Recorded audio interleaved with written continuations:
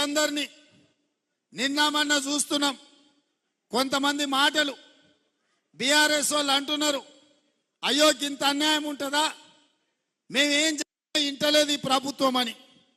10 ఏళ్ళు మా కార్యకర్తల్ని కొట్టి చంపి కేసులు పెట్టి జైళ్ళలో పెట్టినప్పుడు కేసీఆర్ ఎక్కడ పోయింది రాజనీతి, ఎక్కడ పోయింది ప్రజాస్వామ్యం? ఆనాడు మేము నీలాక దొంగ దెబ్బ తీస్తలేం, నీలాక అక్రమ కేసులు పెడతలేం, బాజాబ్తా ప్రజల చేత ఎన్నికై ఇక్కడికి వచ్చినాం. 6 నెలలనే అంత అయిపోయినట్టు కేసీఆర్ ఏదేదో మాట్లాడుతుండు. ముందుంది ముసళ్ళ పండుగ అని చెప్పి నేను ఈ చెప్పదలుచుకున్నా. ఇవాళ ఆ ఎమ్మెల్యే పోయిండాను, ఈ ఎమ్మెల్సీ మారిండాను, కేసీఆర్ సన్నాయి నొక్కులు నొక్కుతున్నాడు.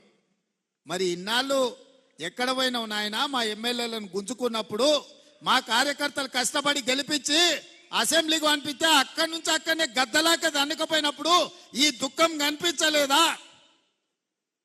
ఇవాళ ఎందుకు వచ్చింది? ఎన్నికైనా నెల తిరగక ముందే ఈ ప్రభుత్వాన్ని పడగొడతాం, ఈ ప్రభుత్వం పడిపోద్ది అని చెప్పి బీజేపీ వాళ్ళు బీఆర్ఎస్ వాళ్ళు ఒక్కటై కుమ్ముక్కై మన ప్రభుత్వాన్ని పడగొట్టాలని చూసిరు.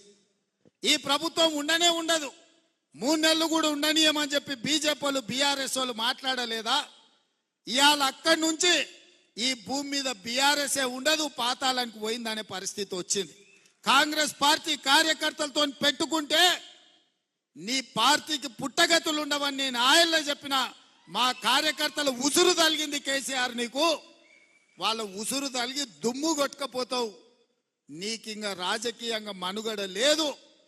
ఇప్పటికైనా నువ్వు అర్థం చేసుకొని ఈ తెలంగాణ రాష్ట్రాన్ని సోనియా గాంధీ గారు ఇచ్చిండ్రు, ఈ తెలంగాణ రాష్ట్రాన్ని అభివృద్ధి పదం వైపు నడిపించాలని మేమందరం కష్టపడుతున్నాం. ఇప్పటికైనా తెలంగాణ సమాజానికి క్షమాపణ చెప్పి అభివృద్ధి కోసం కష్టపడుతున్న కాంగ్రెస్ కు అడ్డుపడకుండా చేతనైతే సహకరించు, చేత కాకపోతే ఆ ఫామ్ హౌస్ లో పడుకొని ఏడువు తప్ప ఇంకా కాళ్ళలో కట్టెబెట్టాలని తండ్రి కొడుకులు మామ అల్లుళ్ళు చూస్తున్నారు.